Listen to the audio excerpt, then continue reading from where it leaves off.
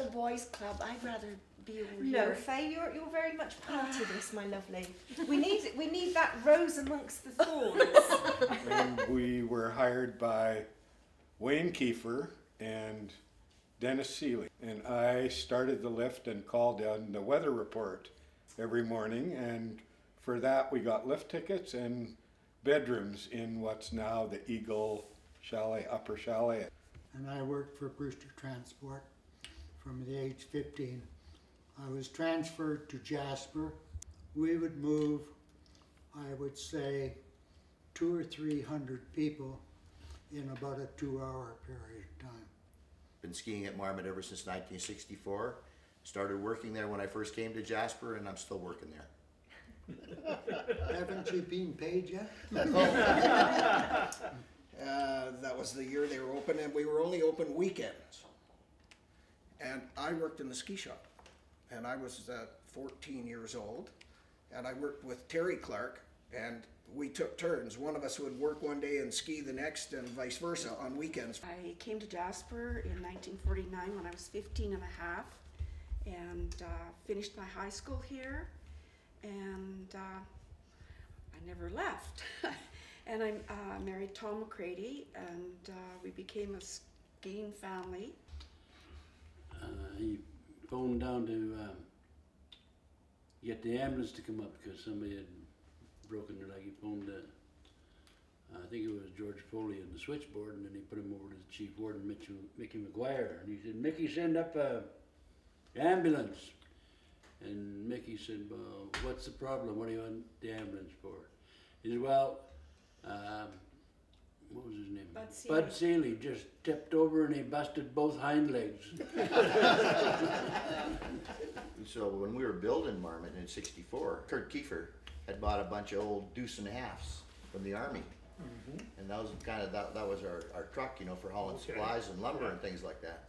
And we used to have a fine jar. If you went off the road, it cost you 50 cents. If you went off the road and you had to get towed out, it cost you $1.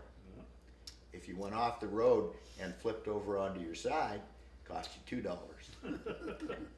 We had so much money that we had a real good party. Mike and I didn't have any money. So when we came to Jasper, we stayed at the Brewster Block. So Mrs. J became a very fond kind of den mother for us. And on weekends, the Brewster Block would be filled with a whole bunch of Edmonton guys that would be up here partying our faces off and skiing up at Whistler or Marmot, wherever it was, I can't even remember, but I think we went skiing, didn't we? About that time, I was working at Totem Ski Shop, and our best seller was wineskins. Everybody ski with a wineskin. Yeah. And if you could get your wineskin right out here and hit your mouth, you're doing really good. Yeah, you were And even next. better if I could get my wineskin out here and hit your mouth. Yeah. A lot of fun. A lot of fun. We all survived. The lower hill was quite a big hill, and it had a big hump in the middle of it. Yeah. So if you were racing that, you kind of went around the side of that hump. And Tony Clettle, he came around the corner at the top there onto that big hill, and I guess he saw the finish line and just aimed for it, you know. And he hit that bump. I remember turning away because I didn't want to see him land. Anyway, there was a hell of a crash when he came down. And anyway, I looked up, and by God, he was starting to stand up. And then he started to kind of aim towards the finish line again, and he looked down, and on one ski he had about 18 inches, you know, both the front and the back were busted off. And on the other ski he had the tip gone. We postponed our wedding a week so that Tom could go in the Marmot Derby, because I mean, what's a week in a married life? So our wedding was postponed. Now that's dedication, honey. Cheryl Nolan would sit at the top of the yellow chair doing her macrame and smoking, and Ferguson would be up there on the deck of the yellow chair barbecuing. Oh So yeah. we'd make up things like this is how Kubasok Capers started off as a Ukrainian National Ski Week. Yeah.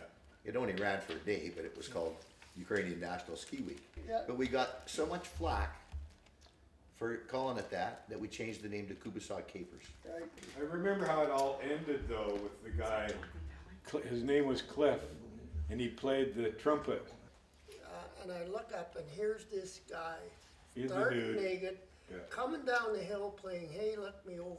And this, And that was the end of Coon Soccer. this, where he played that was